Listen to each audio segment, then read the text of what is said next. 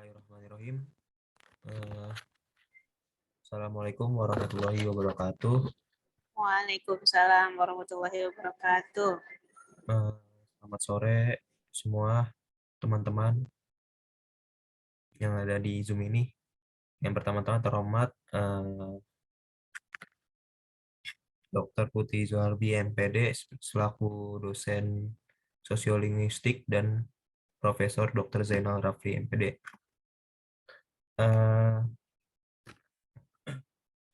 Dan teman-teman semua yang sudah hadir pada rapat sore hari ini. Puji dan syukur Kok marilah. rapat, Satmiko? Ini rapat atau kuliah ini kita? Kuliah perkuliahan, iya. Ya, perkuliahan. Banyakan rapat nih. Yuk lanjut. Marilah kita panjatkan kepada Allah Subhanahu wa Ta'ala yang telah memberikan nikmat hidayah sehingga kita dapat mengikuti perkuliahan pada hari ini. Dan juga salawat serta salam semoga tetap terlimpahkan junjungan kita Nabi Muhammad SAW pada keluarga, sahabatnya, dan umat-umatnya di akhir zaman. Sebelumnya perkenalkan, nama saya Satmiko Kurniawan sebagai moderator dari kelompok 1 dan teman-teman saya yaitu yang pertama ada Azkia Humairah Hambali, lalu Bintang Paramita, dan Rasya Sabirina.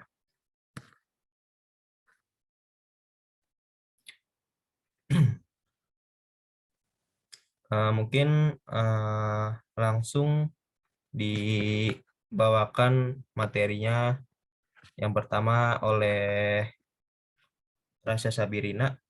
Padanya dipersilakan.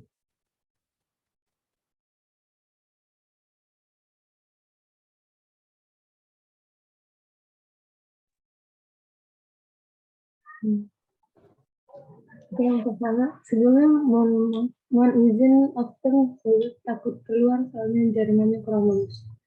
Yang pertama itu hakikat bahasa.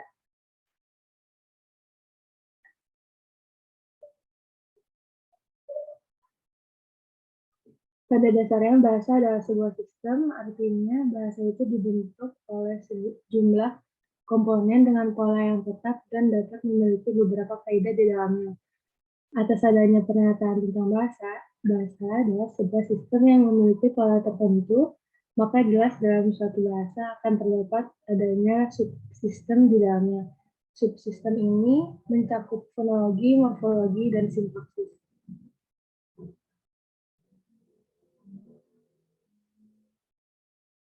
Menurut Keraf, bahasa adalah komunikasi antara anggota masyarakat berupa simbol bunyi yang dihasilkan oleh alat ucap manusia. Sedangkan menurut Kerr, bahasa adalah alat verbal yang digunakan untuk berkomunikasi. Kesimpulannya, bahasa adalah sebuah alat komunikasi verbal yang digunakan manusia dalam menjalani kehidupan sehari-hari dan mempunyai sistem dengan pola tertentu.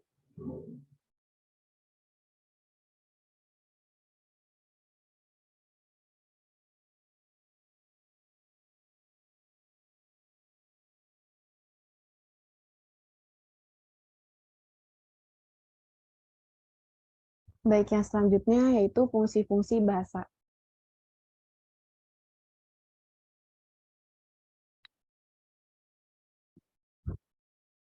Dalam komunikasi antar individu, setiap kalimat yang diucapkan mempunyai fungsi yang khusus, ialah memberitahukan, menanyakan, atau memperingatkan tentang sesuatu fakta. Dalam hal ini, pembicara mengharapkan bahwa lawan bicaranya dapat menangkap atau mengerti fungsi dari kalimat yang diucapkan pembicara tersebut. Apabila terdengar gagal menangkap fungsi tersebut, maka dikatakan ia salah mengerti.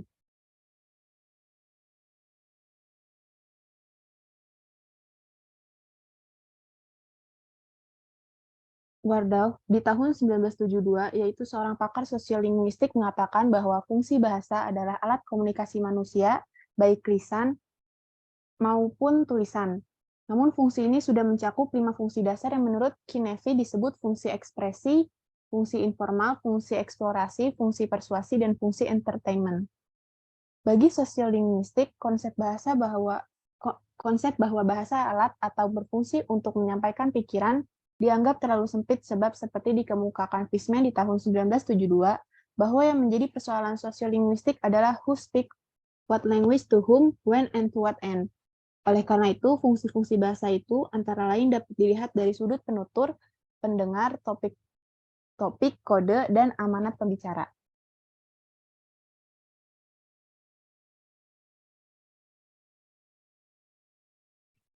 Ada 3 aspek penting dari fungsi bahasa, yakni yang pertama ada speech act, yaitu pada waktu seseorang berbicara, ia sebenarnya memperlihatkan suatu speech act tertentu yang dapat berupa action meminta, meyakinkan, berjanji, menyuruh, dan lain-lainnya. Dalam berbicara ini, kadang-kadang ia mempergunakan kalimat langsung dan kadang-kadang kalimat tidak langsung. Nah, contoh kalimat langsungnya itu ambilkan sehelai kertas. Dan contoh kalimat tidak langsungnya ada siapa yang dapat mengambilkan kertas helai. Yang kedua ada thematic structure.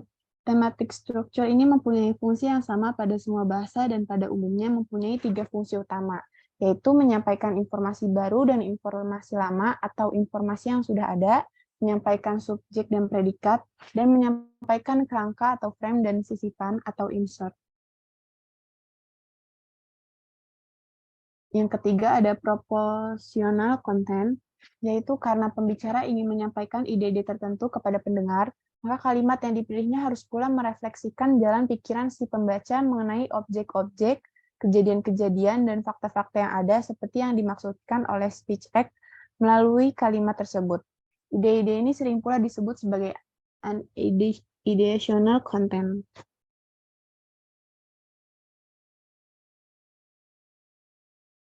Selanjutnya akan dijelaskan oleh rekan saya. Selanjutnya ada hakikat komunikasi.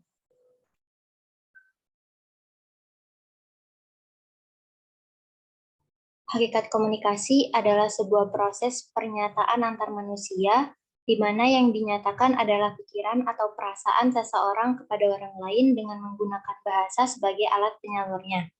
Dalam istilah komunikasi terdapat pesan atau message, orang yang memberi pesan atau komunikator, dan orang yang menerima pernyataan atau komunikan.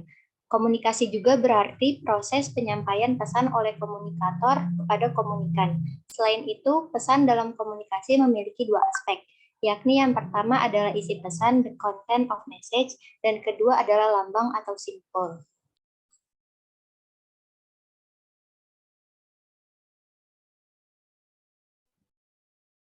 Bahasa sebagai alat bantu penyampai pesan, yang dalam hal ini berkaitan dengan pembelajar, mempunyai beberapa ciri, yaitu A. Bahasa bersifat simbolik, B. Makna ada pada orang, tidak pada kata-kata, C. Bahasa membentuk persepsi individu, D. Bahasa mencerminkan sikap individu.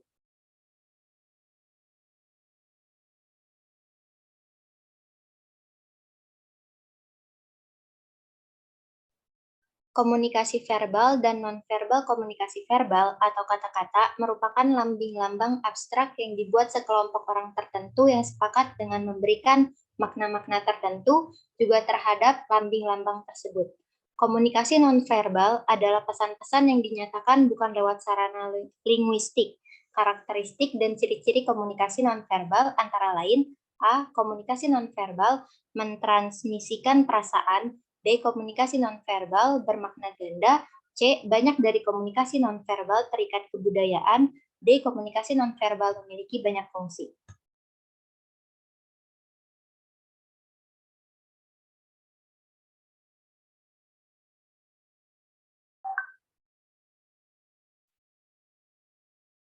John Erwin Burke dan William W. Wilmot serta Kenneth Sereno dan Edward M. Bodaken dalam Mulyano 2010 menjelaskan 3 kerangka pemahaman mengenai komunikasi. Di antaranya, 1. Komunikasi sebagai tindakan satu arah, 2. Komunikasi sebagai interaksi, 3. Komunikasi sebagai transaksi.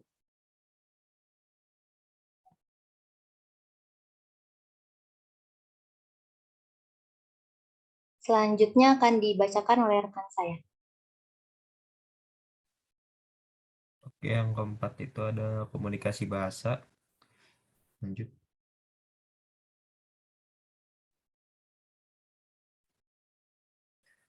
Jadi di sini bahasa ini merupakan pesan yang disampaikan dalam bentuk ekspresi sebagai alat komunikasi. Nah, pada situasi tertentu dalam berbagai aktivitas. Nah, dalam hal ini ekspresi berkaitan unsur segmental dan suprasegmental, baik itu lisan atau kinesik, sehingga sebuah kalimat akan bisa berfungsi sebagai alat komunikasi dengan pesan yang berbeda apabila disampaikan dengan ekspresi yang berbeda. Kemampuan berbahasa ini diimplementasikan dengan kemampuan dalam retorika, baik retorika dalam menulis maupun berbicara.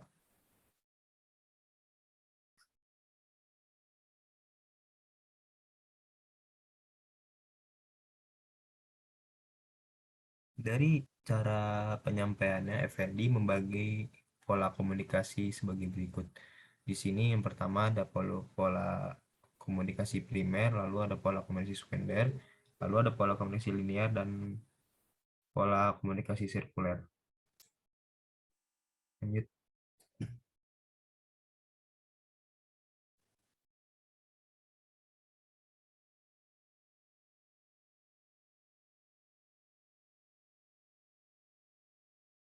Lima, bahasa manusia.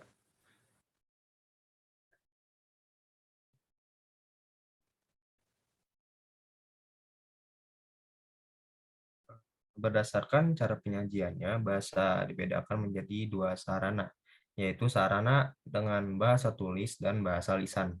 Baik bahasa lisan atau bahasa tulis, salah satu fungsinya adalah untuk berkomunikasi, sehingga mempengaruhi interaksi sosial dalam masyarakat dapat terjalin.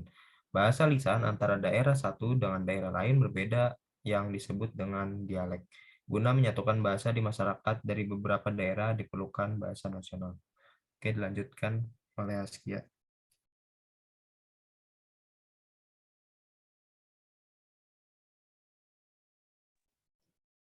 Dalam berkomunikasi, manusia cenderung memilih kata-kata tertentu untuk mencapai tujuannya.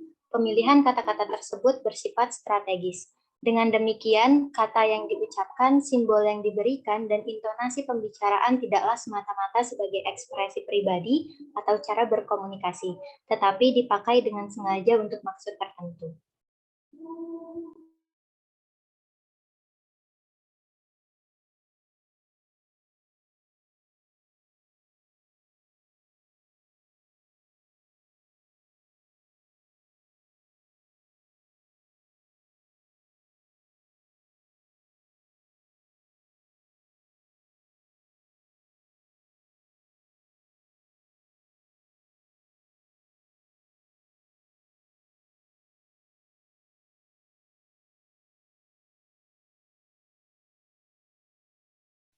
Oke, terima kasih dari kelompok kami atas kesempatannya untuk memaparkan materi.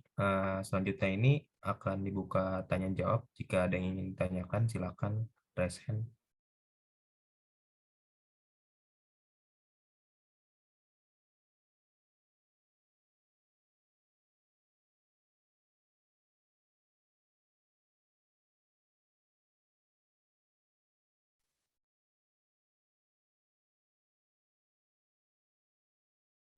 Oke,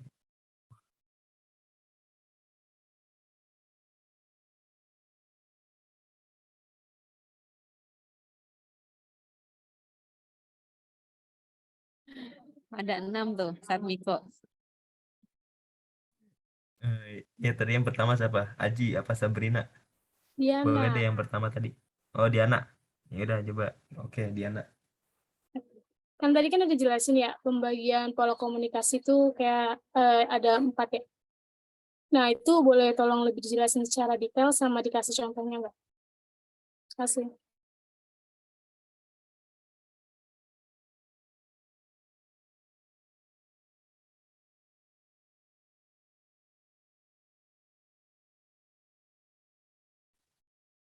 Oke, kami tampung dulu. Selanjutnya Aji.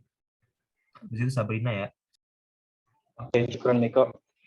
Ya, jadi dalam sebuah ceramah, diskusi, perdebatan, biasanya itu kan orang-orang kita menggunakan bahasa sehari-hari ya, formal maupun informal. Jadi pertanyaannya itu, apakah kita perlu menggunakan bahasa intelektual dalam suatu ceramah atau kajian, diskusi maupun perdebatan. Syukran.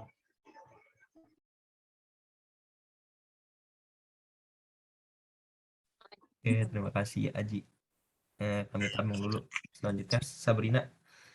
Ini untuk 3 orang dulu ya guys.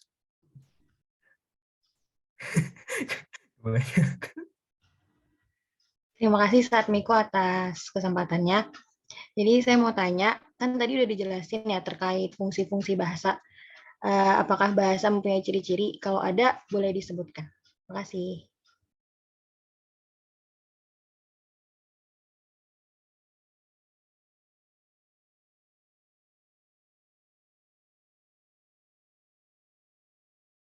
Ini tampung dulu Ustazah, 3 orang dulu atau gimana Ustazah? Boleh 3 orang, boleh langsung semuanya, dipersilakan kepada pembakalan. Atau mungkin ini yang bertiga diakomodasi saja nih, Filza, Eriza, Kohana. Diakomodasi dulu saja pertanyaannya. Nanti kita jawab keroyokan nanti.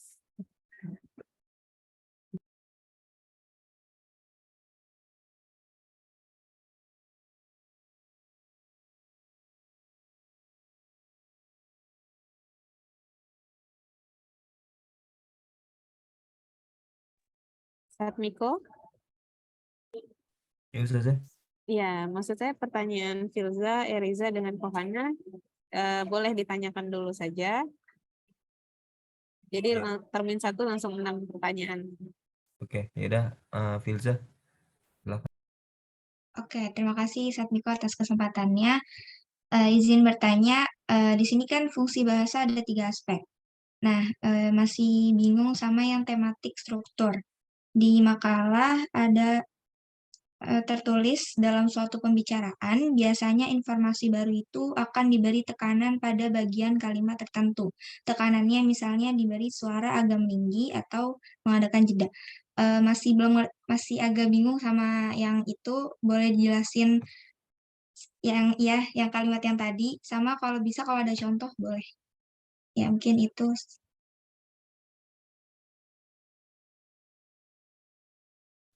Oke, terima kasih Filza. Eriza, yuk jawab. Oke, izin bertanya ya. Suara masuk nggak? Ya, ada. Tadi kan dijelasin di slide berapa ya? Kayaknya yang sebelum apa tuh? Strateginya itu ada tulisan, ya ada penjelasan, ada retorika lisan dan ada retorika bicara dan ada retorika penulisan. Nah, itu dari bedanya itu apa ya?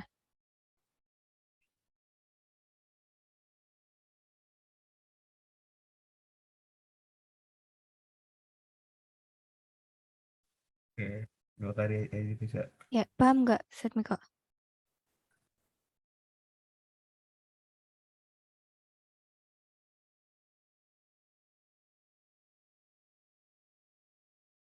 Yang ini loh, yang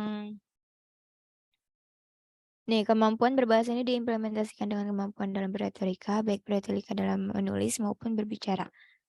Di bagian situ. Oke, oke.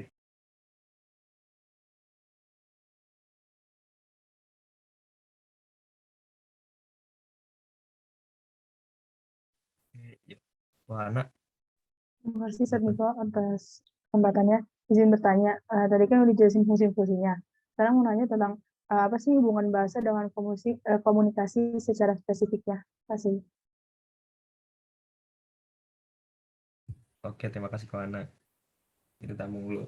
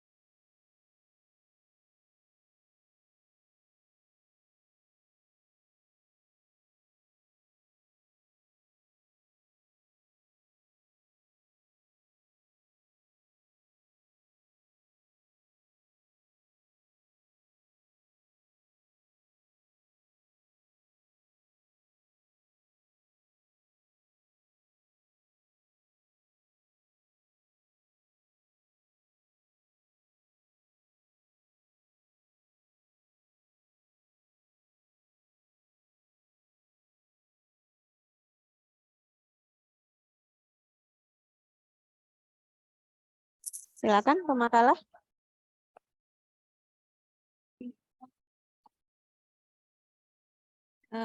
Dijawab dulu, nanti dibantu akan diluruskan oleh saya dengan Prof. Zainal.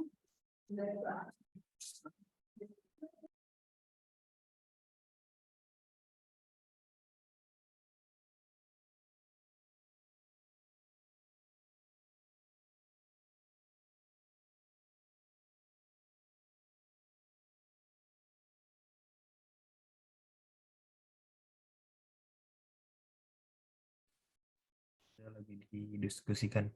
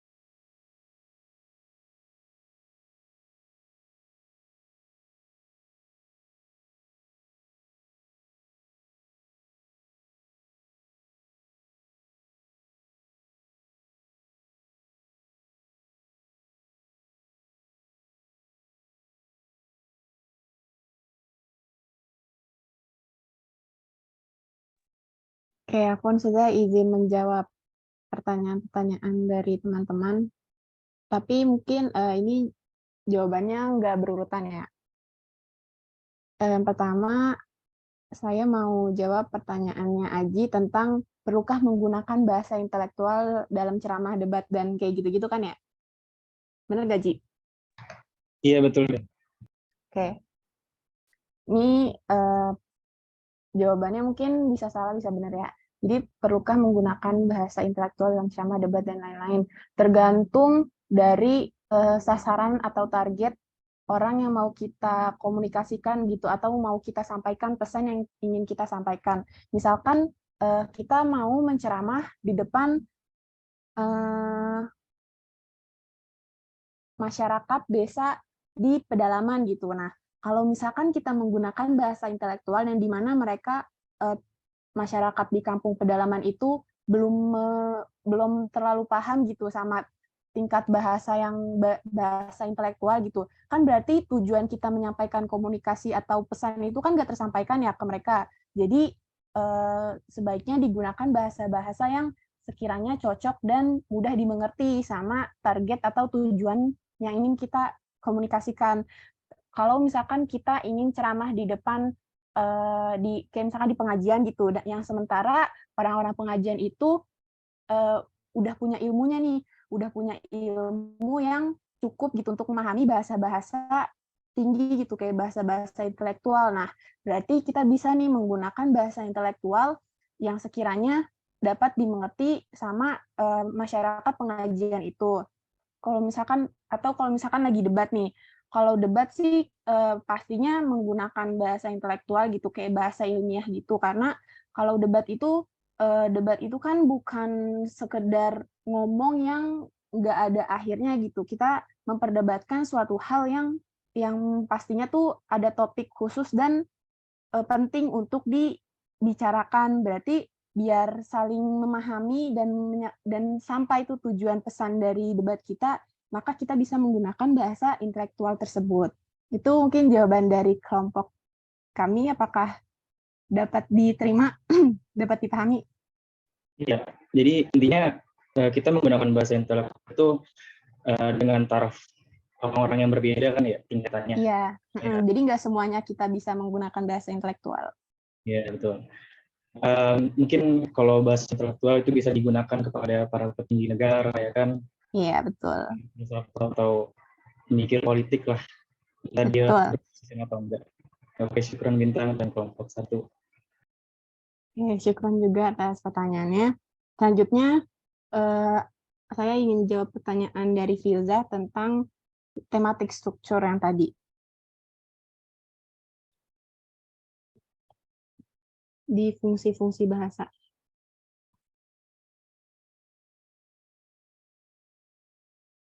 Oke, kan tadi izin saya screen dulu deh.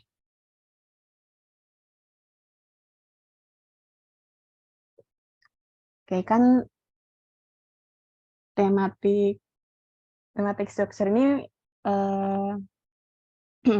adalah penilaian tentang keadaan mental atau mental state pendengar pada saat seseorang berbicara. Nah, jadi seseorang pembicara itu harus mempunyai gambaran kira-kira tentang apa yang ada pada pikiran pendengarnya pada waktu itu, yaitu pada waktu si pembicara itu ngomong. Ia harus memperkirakan hal-hal apa saja yang telah diketahui oleh pendengar dan hal-hal yang belum. Dengan demikian, pembicara tidak perlu menceritakan sesuatu yang telah diketahui pendengar. Selain itu, seorang pembicara harus dapat mengarahkan percakapan karena berbicara merupakan suatu enterprise yang kooperatif, di mana masing-masing ingin memuaskan apa yang diinginkan pembicara dan pendengar. Nah, tadi kan ditanyain ya, yang tentang dalam menggunakan kalimat, pembicara harus mempertimbangkan bermacam-macam hal dan harus melakukan kerjasama dengan pendengarnya. Dalam suatu pembicaraan, biasanya informasi baru itu akan diberi tekanan pada bagian kalimat tertentu, misalnya suara agak meninggi atau mengadakan jeda. Dengan kata lain, kalimat itu diberi tekanan suara atau vokal stres. Mungkin contoh gampangnya dari makalah sendiri ya, di bagian makalah itu yang ketiga ada tentang proportional content. Jadi kenapa diberi tekanan atau diberi jeda itu maksudnya tuh biar kita tuh memfokuskan atau meng-highlight apa yang ingin kita bicarakan, yang ingin kita sampaikan ke pendengar. Jadi biar mereka tuh notice gitu dari hal-hal inti yang memang kita pengen mereka benar-benar ngerti dan paham. Contohnya tentang nomor 3, proportional content. Contohnya kayak gini. Jadi, proportional content dari suatu kalimat tidak lain adalah kombinasi dari proposisi yang diekspresikan. Yang diberi jeda itu jadi dan proportional content. Saya ingin para pendengar itu memperhatikan yang dimaksud dari proportional content. Proportional content adalah suatu kalimat tidak lain adalah kombinasi dari proposisi yang diekspresikan. Mungkin kurang lebih seperti itu. Bagaimana, Firza, apakah dapat diterima dan dimengerti? Iya, dapat diterima dan dimengerti. Terima kasih, Bintang, atas jawabannya. Oke, baik. Terima kasih juga atas pertanyaannya.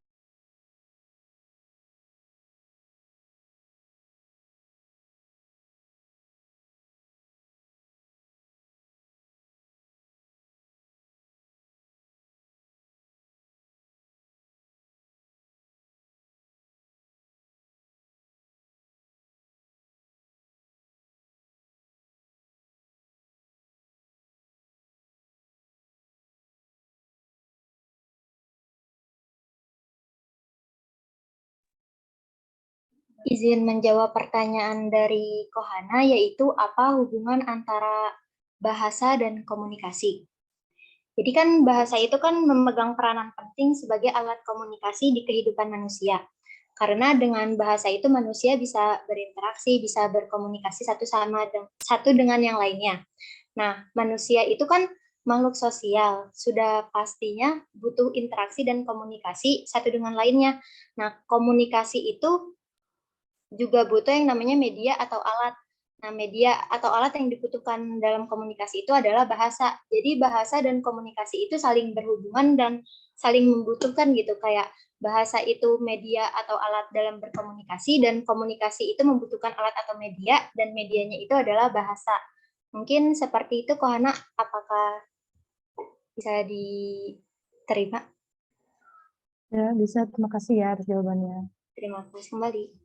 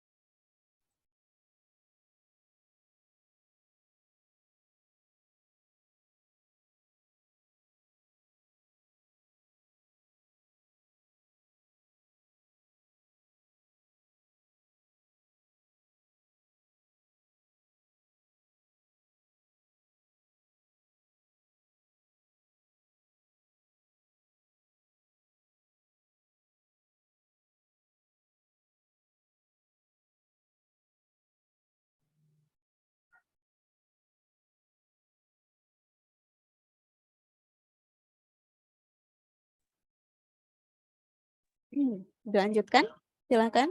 3 pertanyaan lagi ya, Diana, Sabrina, dengan Eriza ya, belum ya?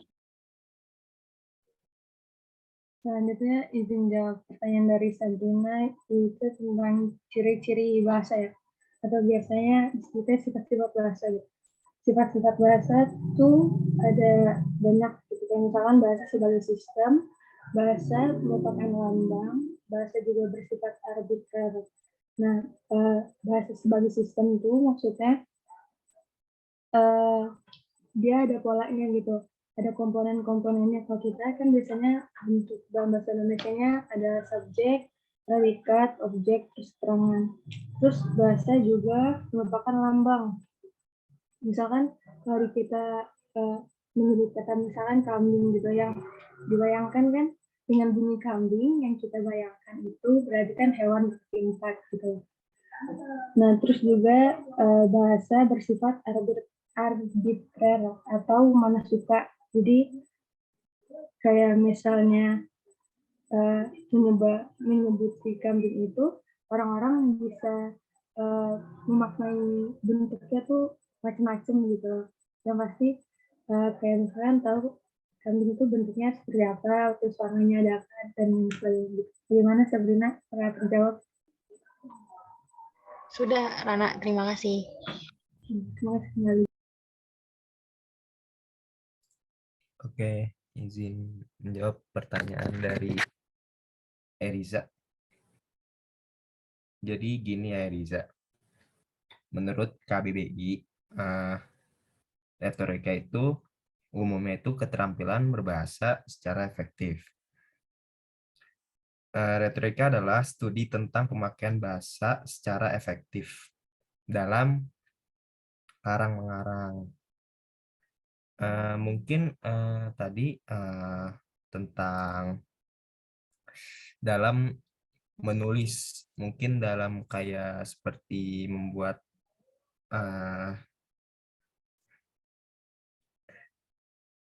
cerita ataupun lain-lain, mungkin seperti itu. Tapi lebih tepatnya dia itu kayak karang-mengarang dalam bahasa secara efektif. Ya, seperti itu ya Riza.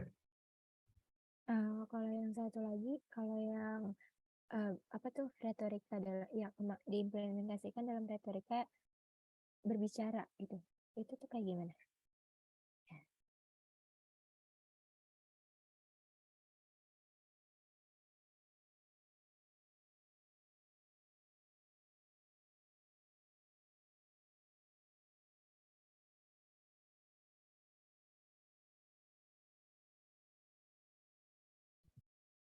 Oke, kedengeran nggak Set Muka?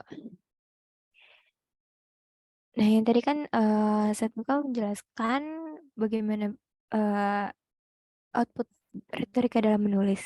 Nah, kalau misalkan retorika yang diimplementasikan dalam retorika berbicara itu seperti apa? Kedengaran nggak?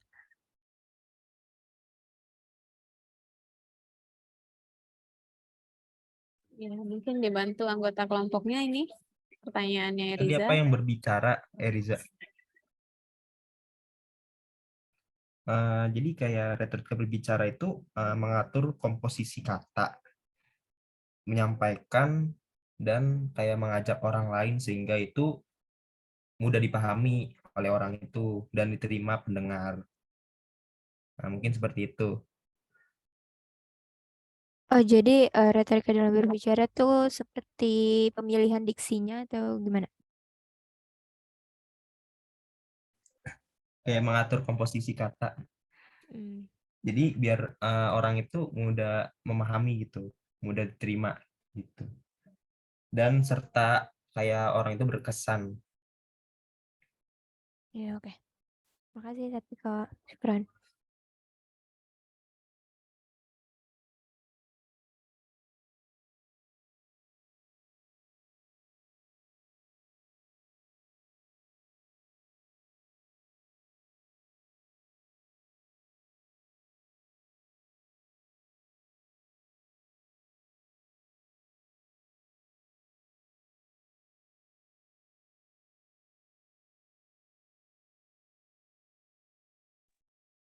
Satu pertanyaan lagi ya, Set Miko. Rasya.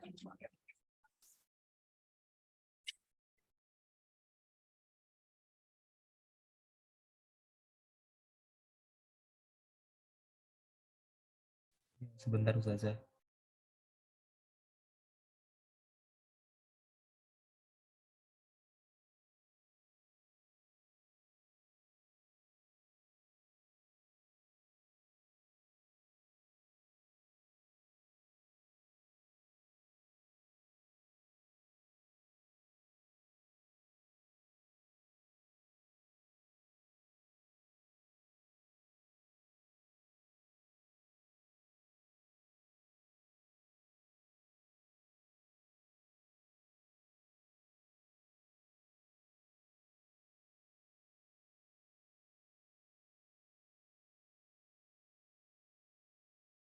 Baik, Ustazah, izin menjawab pertanyaannya Diana terkait komunikasi bahasa yang ada 4. Dari cara penyampaiannya, Effendi di tahun 2007 membagi pola komunikasi sebagai berikut, yaitu ada 4. Yang pertama, pola komunikasi primer. Pola komunikasi primer merupakan sebuah proses penyampaian pesan oleh komunikator kepada komunikan dengan menggunakan suatu simbol sebagai media atau saluran. Dalam pola ini terdapat 2 lambang, yaitu lambang verbal dan nonverbal. Yang seperti kita ketahui kan verbal itu kata ya, berarti lambang verbal itu berupa bahasa. Yang paling sering digunakan karena kemampuannya mengungkapkan pikiran komunikator. Sedangkan lambang nonverbal itu lambang yang bukan menggunakan kata atau bahasa yang digunakan dalam berkomunikasi, namun merupakan isyarat dengan penggunaan anggota tubuh seperti mata, kepala, bibir, tangan, dan lain sebagainya. Terus yang kedua ada pola komunikasi sekunder. Pola komunikasi secara sekunder adalah proses penyampaian pesan oleh komunikator kepada komunikan dengan menggunakan alat atau sarana sebagai media kedua setelah memakai lambang pada media pertama. Jadi komunikator menggunakan media kedua ini sebagai sasaran komunikasi berada di tempat yang jauh atau banyak jumlahnya. Dalam perkembangannya, proses komunikasi secara sekunder akan semakin efektif dan efisien karena terdukung oleh teknologi informasi yang kian canggih. Contohnya tuh kayak misalkan kita berkomunikasi menggunakan media koran. Nah, media koran ini sebagai media keduanya. Media pertamanya ini itu kita menggunakan verbal, kata atau bahasa, dan media keduanya itu koran. Terus yang ketiga adalah pola komunikasi linear. Pola komunikasi linear itu mengandung pengertian lurus yang berarti perjalanan dari satu titik ke titik yang lain secara lurus. Yang mana penyampaian pesan oleh komunikator kepada komunikan dimaknai sebagai titik terminal. Proses komunikasi ini umumnya terjadi dalam komunikasi tatap muka atau face-to-face, tetapi juga ada kalanya komunikasi bermedia. Dalam proses komunikasi ini, pesan yang disampaikan akan efektif apabila terdapat perencanaan sebelum komunikasi dilaksanakan. Yang keempat ada pola komunikasi sirkuler, yang diartikan sebagai bentuk bulat, bundar, atau keliling. Proses secara sirkular tersebut memungkinkan terjadinya feedback atau umpan balik, yaitu terjadinya arus dari komunikan ke komunikator, sebagai penentu utama keberhasilan suatu komunikasi. Dalam pola sirkuler itu, proses komunikasi berjalan secara simultan atau terus-menerus dengan adanya umpan balik antara komunikator dan komunikan. Mungkin begitu jawabannya. Bagaimana Diana, apakah dapat diterima dan dimengerti? Berarti kalau misalnya kita lagi ngobrol, berarti kita makainya pola komunikasi linear atau gimana? Ya, kalau misalkan secara langsung itu menggunakan linear. Oke, baik. Terima kasih atas jawabannya, Bintang. Oke, terima kasih juga atas pertanyaannya.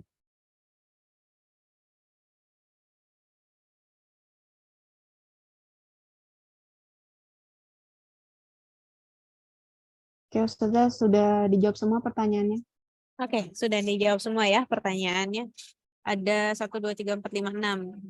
Diana tadi bertanya mengenai pola komunikasi, Aji bertanya mengenai bahasa intelektual ya. Nah, tadi yang menjawab Bintang ya? Tentang pola Iya, komunikasi. Ustazah. Ya, oke.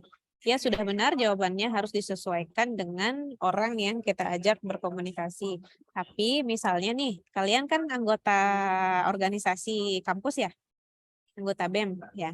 Nah, kalau bukan dari kita yang mau melestarikan bahasa Indonesia, siapa lagi gitu. Jadi mungkin bisa dimulai nih dari rapat-rapat prodi, misalnya rapat-rapat yang berkaitan dengan prodi PBA. Jadi misalnya kalian gunakan bahasa-bahasa formal gitu.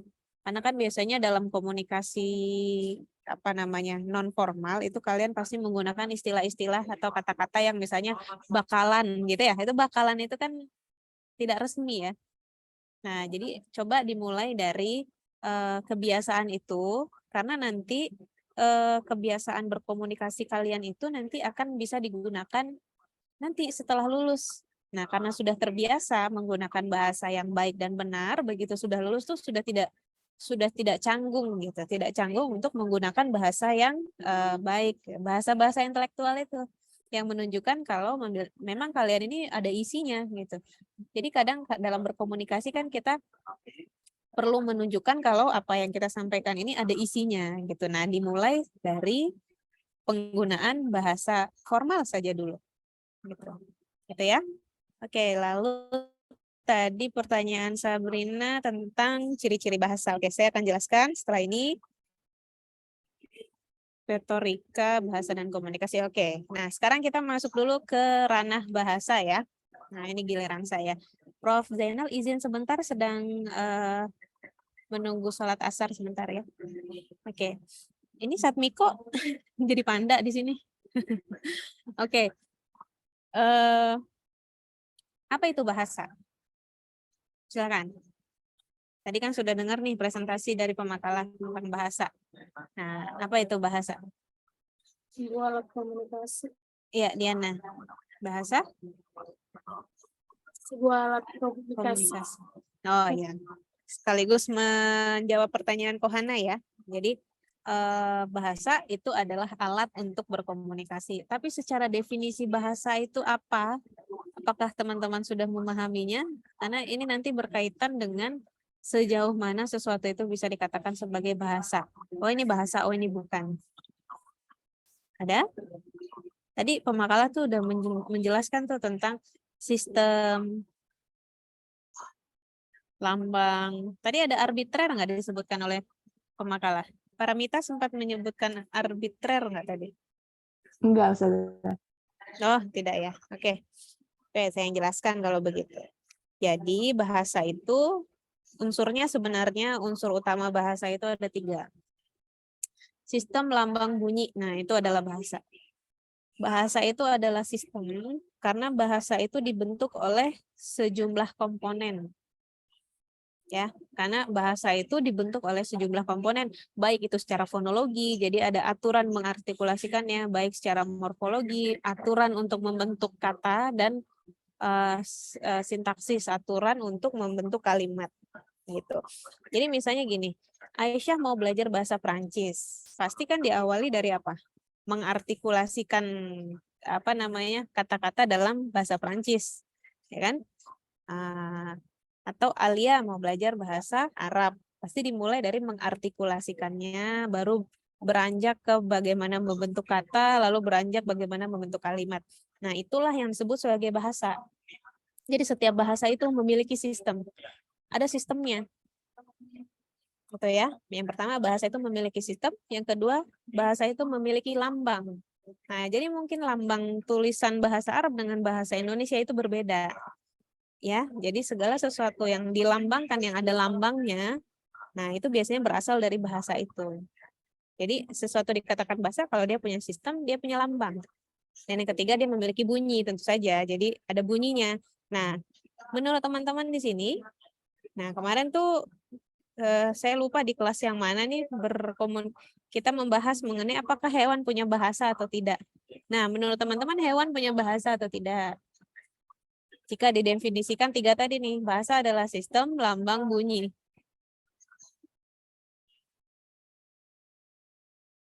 Punya? Tapi ya, mereka punya alat untuk berkomunikasi, tapi tidak bisa dikatakan bahasa karena tidak ada lambangnya. Ya kan? Kucing komunikasi coba. Sabrina atau Marzella bisa nggak jadi notulen? Kucing lagi rapat. Bunyinya sama semua itu. Ngeong, ngeong, ngeong gitu. Tapi beda saat kalian rapat nih, rapat BEM misalnya, atau rapat apa gitu. Mau diketik bisa. Gitu. Nah, jadi bahasa yang manusia itu artinya adalah bahasa yang memiliki sistem lambang dan memiliki bunyi. Kalau hewan itu mereka hanya menggunakan komunikasi, tapi komunikasinya tidak seperti bahasa yang mana digunakan oleh manusia. Itu 3. Nah, sifat-sifat bahasa itu ada 6. Yang pertama yaitu arbitrer. Nah, ini sering nih, arbitrer. Arbitrer itu artinya mana suka. Mana suka. Jadi, suka-suka kita untuk menggunakan sebuah bahasa gitu. Ini nih, ini kan pulpen ya. Nah, kalian sepakat nggak kalau saya bilang ini cangkul? Sepakat nggak? Nggak kan? Nah, tapi apakah ada kesepakatan antara semua pemilik bahasa yang menyebut kesepakatan secara lisan maupun tulisan yang menyebutkan ini pulpen? Kan tidak ada sebenarnya. Nah, rata-rata kesepakatan itu sifatnya sepakat untuk digunakan. Gitu. Jadi, karena bahasa itu arbitrer atau mana suka, nah mungkin akan muncul yang namanya kosakata-kosakata yang mirip. Gitu. Kok di bahasa A artinya ini, tapi di dalam bentuk yang sama di bahasa B artinya berbeda gitu. Kalau tadi contoh di kelas sebelumnya itu contohnya kata atos. Atos di bahasa Jawa dengan atos di bahasa Sunda itu beda. Gitu. Tapi artinya maksudnya bunyinya sama, artinya beda gitu. Nah, itulah salah satu sifat dari bahasa yang arbitrer, sifatnya mana suka gitu. Jadi adanya diperbolehkan untuk seluruh pengguna bahasanya untuk menyepakati menyebutkan sebuah istilah gitu. Nah, itu yang pertama, sifat bahasa adalah arbitrer. Yang kedua sifatnya konvensional. Konvensional ini bukan artinya tradisional ya, tapi kearbitreran bahasa itu diwariskan secara turun-menurun. Gitu. Jadi nggak pernah ada kesepakatan gitu. Tapi ini udah diwariskan secara turun-menurun. Nah, karena sudah diwariskan secara turun-menurun, sudah masuk di KBBI, makanya kita sepakat menyebutkan bahwa segala sesuatu yang bentuknya seperti ini digunakan sebagai alat tulis yang namanya pulpen gitu. Nah, jadi itu adalah 2 dari sifat bahasa arbitrer, konvensional, lalu ada produktif. Nah, produktif itu kan bahasa itu terdiri dari unsur yang terbatas. Alfabet bahasa Indonesia ada 26. Tapi kita bisa membuat satu makalah yang mana itu dari 26 huruf itu saja. Satu makalah aja tuh udah jadi tuh. Jadi walaupun unsurnya terbatas hanya 26 huruf, tapi kita bisa membuat sesuatu yang maknanya tidak terbatas, bisa luas maknanya. Atau contohnya kita ambil saja 4 huruf dari kamus. Huruf K, U, A dengan T, kuat. Nah, terus bisa jadi akut, bisa jadi tuak, dan lain sebagainya. Sama juga dengan bahasa Arab. Jadi misalnya jauzun, zaujun hanya dibalik 2 kata itu, hanya dibalik 2 hurufnya, maknanya bisa berbeda. Gitu ya. Jadi sifat bahasa itu adalah salah satunya lagi adalah produktif. Sifat bahasa yang berikutnya yaitu dinamis. Dinamis itu artinya tidak terlepas dari perubahan setiap saat. Gitu. Walaupun bahasa itu arbitrer, nah, tapi dia tidak terlepas dari ini, tidak terlepas dari perubahan setiap saat. Misalnya zaman sekarang, misalnya ini, record. Kalian lebih senang menggunakan istilah izin merecord atau izin merekam? Misalnya mau bilang ke dosen, Ustazah izin merecord. Pasti menggunakannya record, bukan rekam kan? Nah, karena memang lebih nyaman mungkin kalian menggunakan itu. Tapi kan bagusnya kita harus lestarikan bahasa Indonesia kita. Gitu. Jadi setiap bahasa itu tidak terlepas dari segala perubahan. Bahkan bahasa yang sudah ada kaidahnya saja bisa saja masih memungkinkan saja untuk berubah gitu. Mengikuti perkembangan, ada generalisasi, ada standarisasi dan lain-lain. Kalau dulu kata bapak itu hanya untuk ayah kandung, tapi sekarang kata bapak yaitu umum untuk semua laki-laki. Semua laki-laki yang sudah terlihat seperti bapak-bapak, dipanggilnya bapak kan gitu kan? Nah, kalau perempuan masih muda dipanggil ibu, mungkin tersinggung. Karena merasa belum ibu-ibu kok udah dipanggil ibu gitu. Nah, jadi ada namanya perluasan. Perluasan dari makna. Nah, di dalam bahasa Arab pun demikian. Jadi kalau di balaghah itu misalnya ada meluas gitu. Makna-maknanya jadi meluas gitu ya. Terus ada lagi beragam. Bahasa itu beragam ya sudah pasti. Bahasa di dunia ini ada banyak. Jangankan di dunia, di Indonesia saja bahasa daerahnya udah ribuan ya. Nah, yang terakhir sifat bahasa itu adalah manusiawi. Jadi memang hanya manusia yang memiliki bahasa. Kenapa demikian? Nah, karena dari semua sifat-sifat bahasa tadi, arbitrer, konvensional, produktif, dinamis, beragam. Nah, bahasa manusia itu bisa menceritakan hal-hal yang sifatnya abstrak. Hal-hal yang sifatnya abstrak, itu kita bisa menceritakan. Bisa menceritakan hal-hal yang sifatnya lampau. Yang dulu-dulu gitu. Zamannya Nur Anisa waktu masih kelas 6 SD tuh, misalnya Nur Anisa ingat, Anisa bisa menceritakan yang sudah lampau, tapi tidak dengan bahasa, tidak dengan komunikasinya hewan. Kalau hewan itu tidak bisa menceritakan hal-hal yang sudah lampau. Beda ya dengan hewan-hewan kartun di TV itu beda. Gitu. Nah, itulah yang membedakan bahasa kita, bahasa manusia dengan bahasa hewan. Jadi kalau hewan itu komunikasinya sifatnya adalah hanya untuk komunikasi yang lebih kepada apa ya? Hanya menjelaskan hari ini dan yang akan terjadi. Nah, jadi sifatnya hanya misalnya ada serangan. Nah, mungkin nanti ada kode-kodenya bahasa hewan atau ada tempat makan ada di sana gitu. Jadi alurnya tuh hanya seputar itu saja. Nah, lalu bagaimana dengan beo? Burung beo kan bisa menirukan apa namanya? Bicaranya manusia. Nah, itu karena dilatih. Gitu, berbeda dengan bahasa kita yang memang kita peroleh. Kalau bahasa manusia itu sifatnya diperoleh. Diperoleh itu karena kita punya perangkat pemerolehan bahasa gitu. Jadi karena faktor lingkungan lah yang membentuk kita jadi memiliki bahasa. Tapi kalau hewan bukan karena faktor lingkungan tapi karena faktor dilatih. Gitu. Jadi kalau dia tidak dilatih mengatakan sesuatu, ya dia nggak bisa.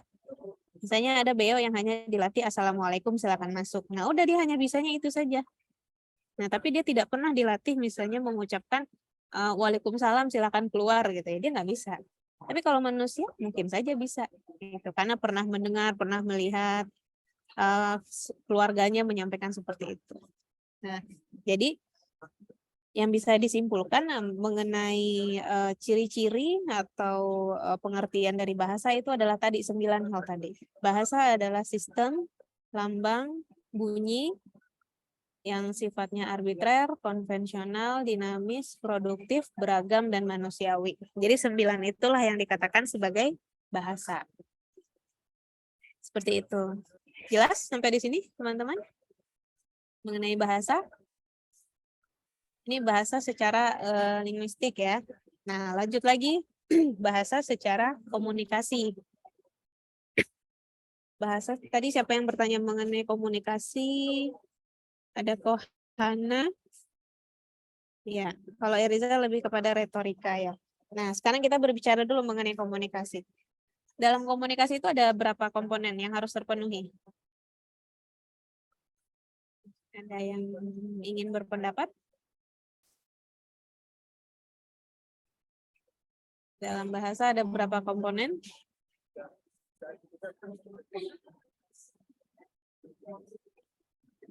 Silakan, pemakala boleh.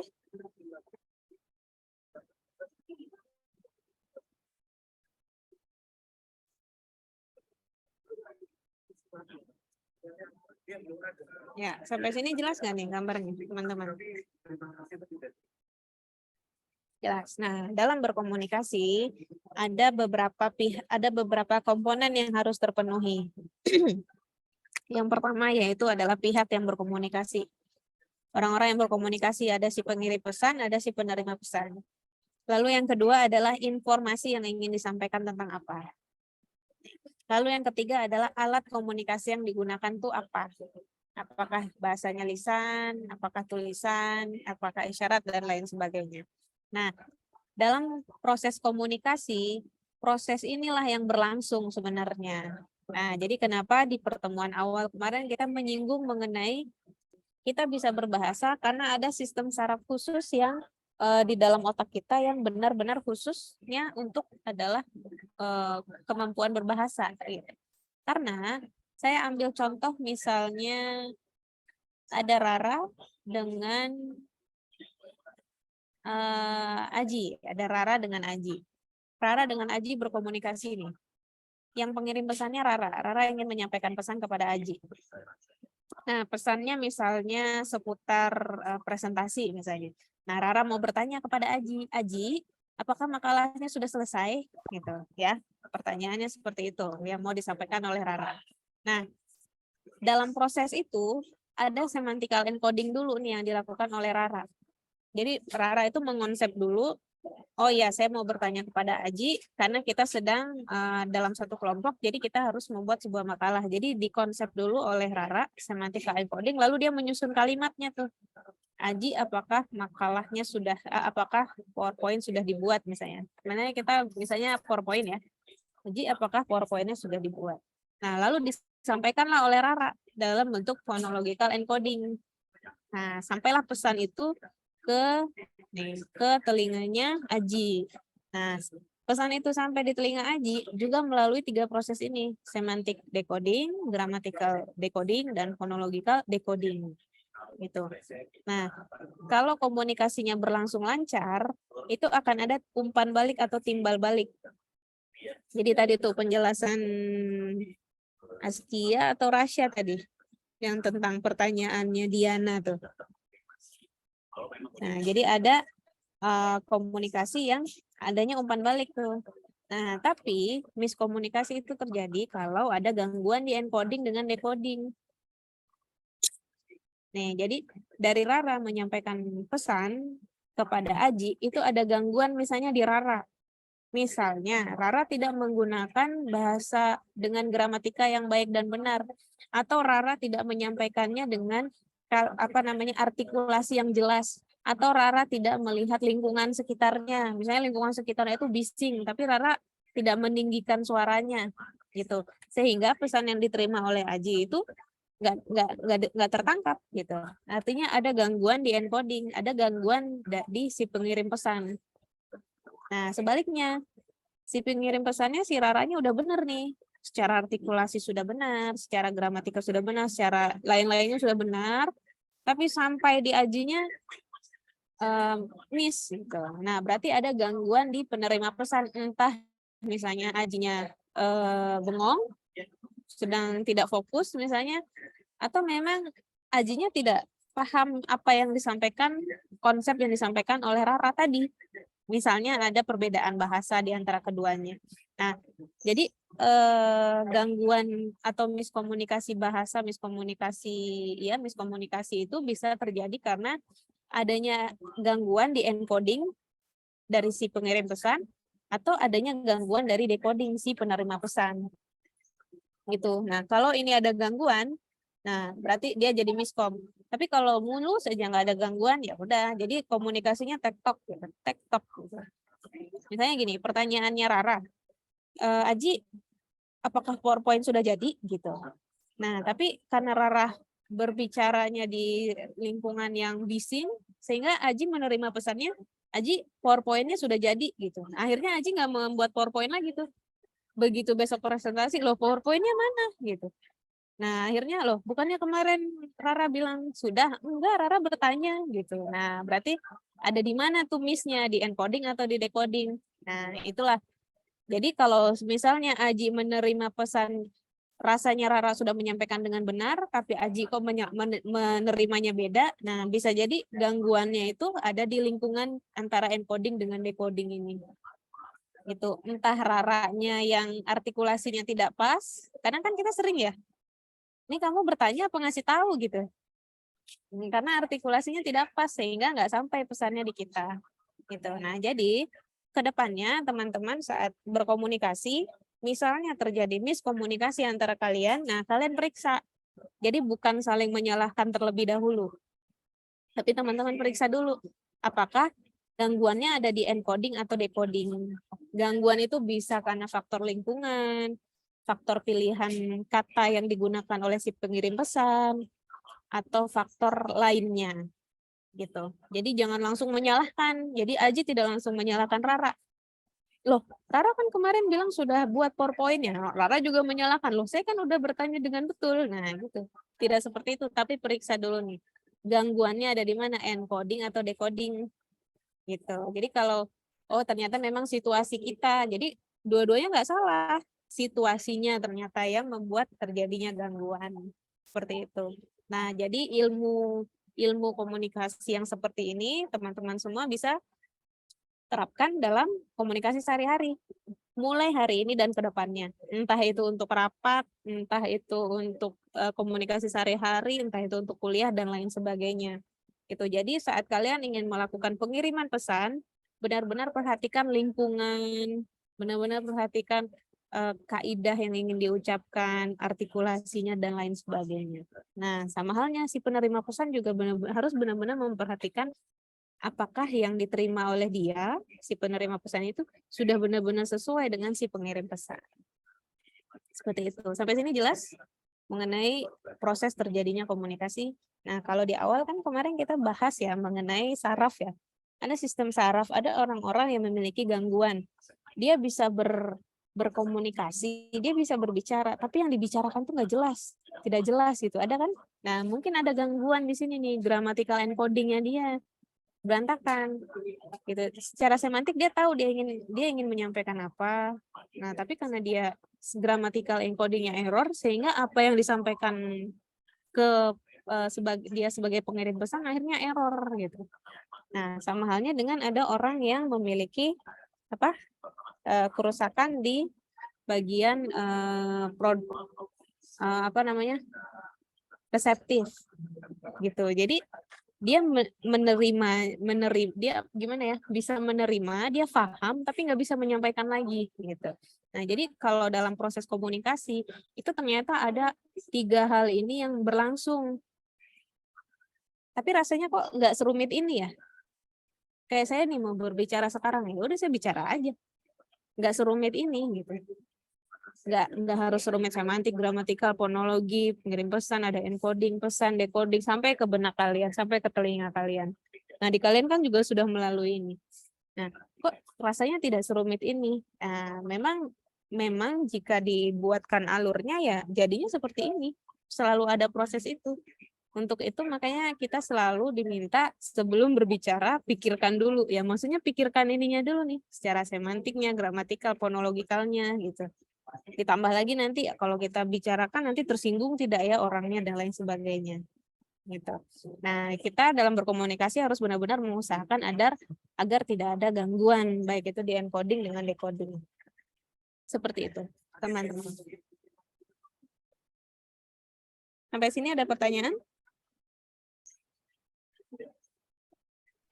Cukup jelas? Saya mau tanya sih. Oh, iya, silakan. Siapa dulu? Siapa dulu tadi? Ustazah, aku nih izin bertanya. Iya, Mudrika. Tadi kan di pengirim pesan itu ada semantik dan gramatikal dan fonologi. Terus ya di penerima pesan juga bisa sama. Nah, itu kira-kira yang harus kita dahulin itu yang mana, Ustazah? Oke, yang harus didahulukan. Terus Ustazah, apa pengirim pesan sama penerima pesan itu juga sama-sama memerhatikan 3 hal ini, Ustazah? Ya. Oke, pertanyaan bagus dari Mudrika. Mana yang harus kita perhatikan dulu ya dari poin-poin ini? Semantik dulu, gramatikal dulu, apa fonologikal dulu? Ya, saran saya ya semuanya. Semuanya harus kita perhatikan. Poin-poin ini karena kita berusaha untuk menghindari terjadinya miskomunikasi gitu. Nah, kalau di penerima pesan tadi apa pertanyaannya, Mudrika? Kira-kira kan di sini kan ada 3 ya, semantik, gramatikal, sama fonologi. Nah, pengirim pesan sama penerima pesan itu juga sama-sama memerhatikan 3 hal ini, Ustazah, atau berbeda? Kan ini urutannya tulisannya beda ya, Ustazah. Oh iya, oke. Ya, ini kenapa beda nih semantiknya di awal, ini kok semantiknya di bawah. Karena kan alurnya dari atas ini kan. Semantik, kita mengonsep apa yang ingin kita bicarakan, kita konsep di kepala kita bagaimana gramatikanya, terus kita sampaikan. Nah, phonological encoding, fonologi itu kan mengartikulasikannya kan, menyampaikannya. Nah, sampailah pesan itu diterima oleh si pengirim pesan, si penerima pesan. Nah, dalam benaknya penerima pesan, tentu yang diambil pertama kan semantiknya dulu. Konsepnya apa nih? Oh, konsep yang mau disampaikan dia, baru didengarkan gramatikanya, baru dijawab lagi oleh dia melalui phonological decoding. Seperti itu kan, alurnya kan gitu. Nah, seperti itu, Mudrika. Jadi memang kalau saat kita berkomunikasi ya kita harus benar-benar memperhatikan lawan tutur kita, lawan bicara kita, termasuk kitanya juga harus perlu memperhatikan apakah yang saya sampaikan tadi sudah benar belum ya, sudah tersampaikan dengan baik belum ya gitu. Jadi mungkin misalnya dosen sedang mengajar, selalu diakhiri dengan ada pertanyaan, apakah sampai sini sudah jelas gitu. Nah, itu untuk mengantisipasi ada atau tidaknya miskomunikasi. Barangkali ada yang keselip-selip tadi, misalnya dosennya menyebutkan A tapi yang keluar B gitu. Nah, itulah yang dimaksud dengan proses terjadinya komunikasi yang baik. Seperti itu, Mudrika. Ya, sudah, syukran. Ya, Afwan. Lalu tadi ada siapa lagi mau bertanya?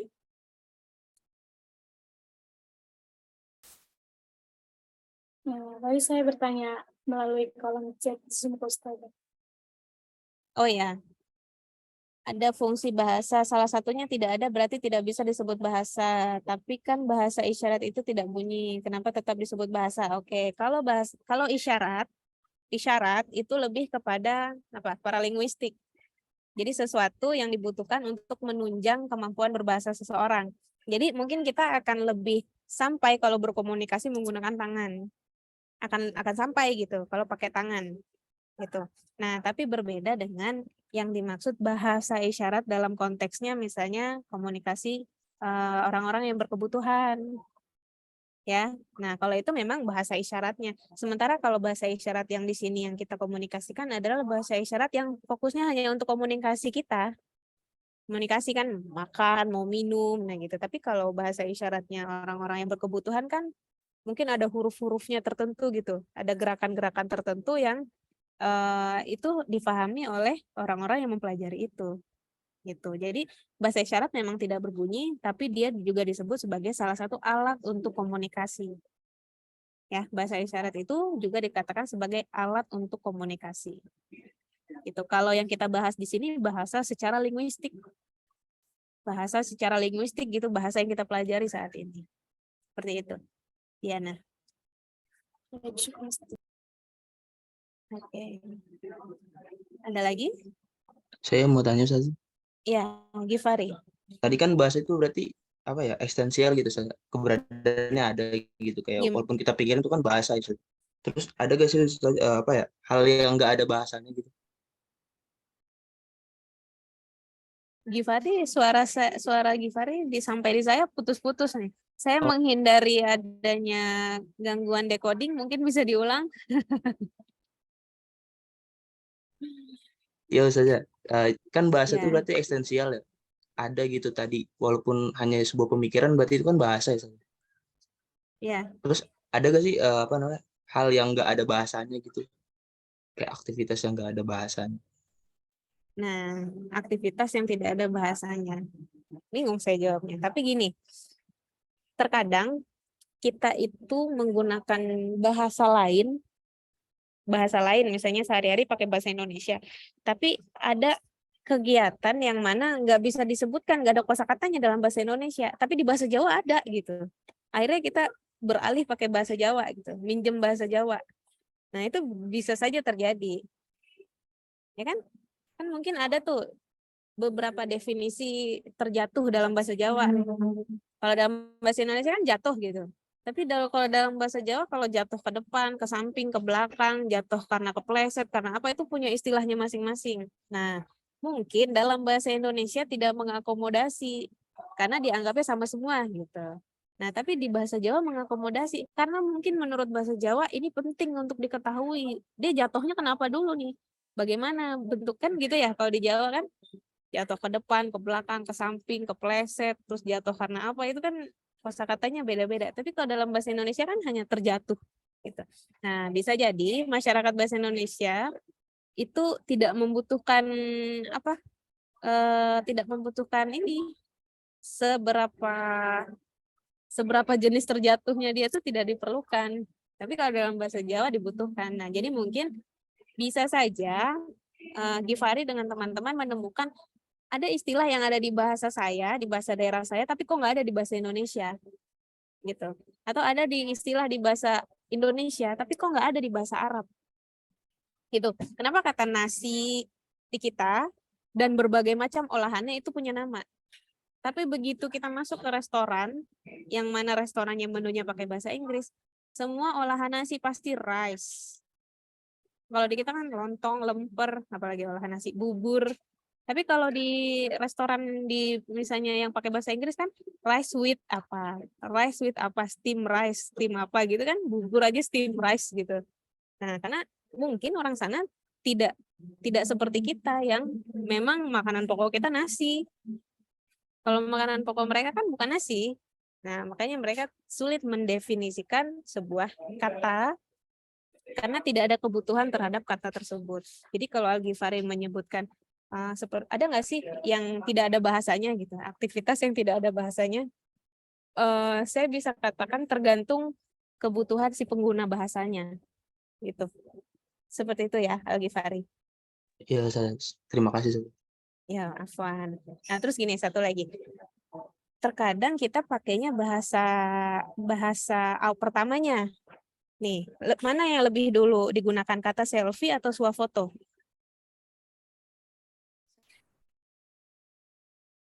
Yang datang pertama ke kita selfie dulu kan?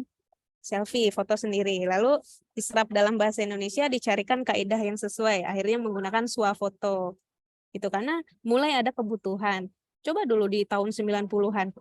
Handphone aja belum ada, kamera depannya aja belum ada gitu karena kamera belakang masih belum jelas. Ya, belum ada itu kebutuhan untuk menggunakan istilah selfie. Makanya istilah selfie munculnya sekarang. Istilah screenshot. Nah, itu munculnya sekarang nih, sudah tahun smartphone. Dulu zaman saya kuliah tuh nggak ada. Screenshot itu nggak ada istilah screenshot. Gitu. Fotokopi mungkin ada istilahnya, tapi screenshot itu tidak ada. Gitu. Jadi tergantung kebutuhan dari si pengguna bahasa. Seperti itu. Oke, Al-Ghifari. Oke, kita sampai kita 15 menit lagi ya. Barangkali Prof. Zainal ada tambahan, Prof. Zainal?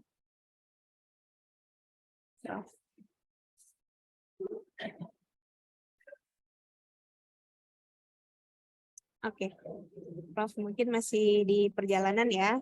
Oke, silakan ada pertanyaan lagi, teman-teman? Saja ingin bertanya lagi. Waduh, ya silakan Mudrika dengan siapa tadi? Fatur, ya Fatur silakan. Ya izin bertanya saja. Ya. Kalau bahasa kalbu itu termasuk bahasa bukan saja? Bahasa kalbu itu seperti apa sih, Fatur? Itu ya apa? Bahasa dari hati gitu sih? Iya, itu diungkapkan nggak? Atau hanya terpancar lewat ekspresi? Nggak diungkapin sih. Nah, tapi terpancar lewat ekspresi kan? Iya nggak? Iya benar sih. Nah, iya, jadi itu bahasa bukan? Ya, ini yang kita bahas sekarang adalah bahasa secara linguistik. Nah, tapi ekspresi itu sangat menunjang linguistik itu sendiri. Gitu. Misalnya Fatur nih, sama adeknya. Adeknya ngambek misalnya, bilang nggak mau. Tapi ekspresinya seolah-olah dia mau gitu. Ya kan? Nah, jadi mungkin dari situ ekspresi wajah adiknya Fatur lah yang bisa membuat Fatur yakin, oh ini sebenarnya adik saya mau ini gitu. Ekspresinya dia bilang tidak mau tapi ekspresinya mau gitu. Mau dibeliin es krim gak, Dek? Gitu. Nggak mau, kata padahal adiknya lagi ngambek. Nah, ini mau ini. Nah, gitu. Jadi kalau bahasa kalbu maksudnya yang bahasa yang terpancar lewat ekspresi wajah. Nah, mungkin itu gunanya digunakan untuk penunjang dalam berkomunikasi saja. Nah ya, kalau kita bahas di sini bahasa secara linguistiknya, gitu ya, Fatur. Baik, syukran Ustazah. Ya, apa? Oke, pertanyaan yang bagus nih, Fatur. Lalu dari Mudrika? Nah, yang bertanya kan ya, di dalam proses terjadinya komunikasi itu kan ada gangguan. Nah, kira-kira kalau misalkan dari pengirim pesan itu atau penerima pesan menghadapi gangguan tersebut terus dia perbaiki, itu ada cara perbaikinya nggak sih? Ya, langsung diperbaiki. Langsung diperbaiki, bisa langsung pakai klarifikasi juga bisa. Misalnya tadi contohnya saya Rara dengan Aji. Ini misalnya Rara menyampaikan, Aji, apakah PowerPoint-nya sudah dibuat gitu? Yang sampai ke Aji, PowerPoint-nya sudah dibuat. Nah, Aji bisa langsung konfirmasi, beneran udah dibuat. Nah, kan gitu. Jadi konfirmasinya bisa langsung saat itu juga. Tapi kan terkadang kita tahu terjadinya miskomunikasi saat itu sudah terjadi kan? Sudah terjadi, terus ada efeknya, baru kita menggali lagi, oh iya kemarin terjadi miskom nih antara kita gitu. Nah, maka dari itu barangkali kalau sudah bisa dipastikan komunikasinya aman, jelas, ya sudah tidak perlu diklarifikasi lagi. Tapi kalau sekiranya contohnya tadi Aji mau meyakinkan, benar nih, jadi malam ini saya nggak usah buat PowerPoint, nah bisa dipastikan ulang gitu. Itu miskom atau memang dia memberitahu saya gitu ya. Jadi menghindari miskomunikasi ya bisa langsung dikomunikasikan saat itu juga, ya diklarifikasi saat itu juga nggak apa-apa gitu. Biasanya kalau misalkan dalam gangguan itu terjadinya sering gimana sih? Sering, berarti memang orangnya mungkin ya. Mungkin memang memang kemampuan berkomunikasi yang bersangkutannya mungkin ya, Mudrika ya. Dan misalnya terjadinya nggak cuma sama Mudrika, misalnya, kok Mudrika komunikasi sama si A ada gangguan, si B, si C juga ada gangguan. Oh, mungkin si A ini nih yang ada gangguan dalam proses komunikasi yang bersangkutan. Gitu. Sering ya? Sering menemukan Mudrika? Nggak mungkin saya, Ustazah. Enggak, Mudrika. Oke, terima kasih, Ustazah. Ya, sama-sama. Bukan, maksudnya gangguan di orangnya itu ya mungkin ada perbedaan konsep, ada perbedaan pemahaman gitu. Contohnya ada komunikasi antara orang Jakarta dengan orang mana tuh, Manado ya. Yang saya sampaikan nih kisah nyata. Jadi teman saya orang Jakarta bersahabat dengan orang Manado. Terus orang Manado ini miss call. Habis itu ditelepon balik sama teman saya yang orang Jakarta. Kenapa tadi kamu menelpon? Oh, tidak apa-apa, hanya tertekan katanya. Oh, kamu tertekan kenapa gitu? Nah, maksudnya tuh tertekan, layarnya tertekan gitu, kepencet. Cuman karena menggunakan istilah tertekan, akhirnya yang kita terima beda karena ada perbedaan antara konsep tertekan versi kita dengan konsep tertekannya versi Manado. Kalau kita kan terpencet gitu ya, kepencet gitu. Tapi kalau mereka tertekan, loh kamu tertekan kenapa gitu. Nah, itu miskomunikasi tuh tadi tuh yang masalah semantikal decoding encoding tuh itu. Ada konsep yang berbeda antara kita dengan mereka gitu. Makanya miskom. Nah, kadang di sini nih dalam komunikasi lisan makanya dibutuhkan adanya isyarat. Misalnya saat kita berkomunikasi dengan kita orang Indonesia bisa bahasa Arab.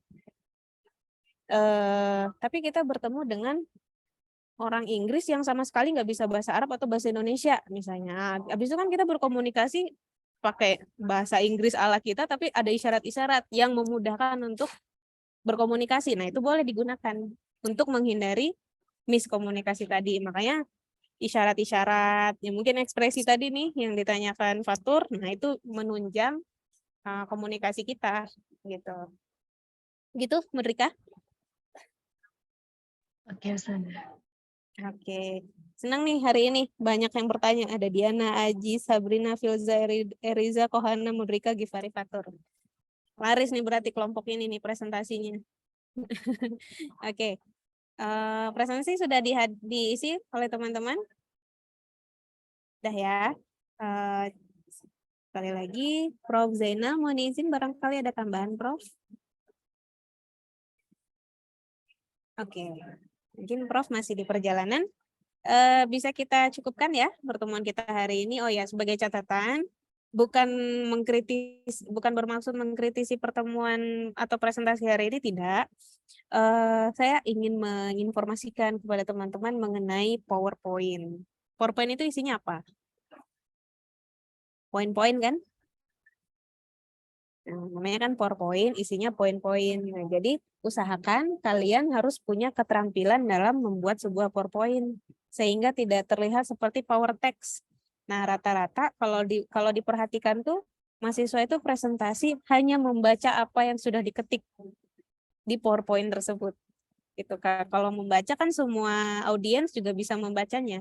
Nah, tapi kenapa ada PowerPoint? Nah, karena audiens itu ingin mendengarkan materi-materi yang disampaikan langsung oleh si pemakalah gitu. Nah, jadi untuk kedepannya mungkin latihan dari sekarang, kalau ingin menggunakan PowerPoint, benar-benar poin-poinnya saja yang kalian cantumkan, agar teman-teman semua itu nanti menyimak gitu. Kan kalian senang juga kan kalau presentasi terus semua teman-teman tuh antusias menyimak gitu. Karena memang teman-teman semua tuh ingin tahu isi dari setiap poin itu apa gitu. Tapi begitu dia hanya teks, ya sudah cukup dibaca, oh ya udah paham gitu. Habis itu kaliannya jadi tidak didengar gitu. Ya, jadi untuk kedepannya tidak hanya di mata kuliah ini saja, misalnya nanti ada presentasi, ya itu kan melatih kesiapan mental juga ya, melatih percaya diri juga untuk presentasi dan menguasai setiap materi yang kalian presentasikan. Ini kenapa nih Gifari?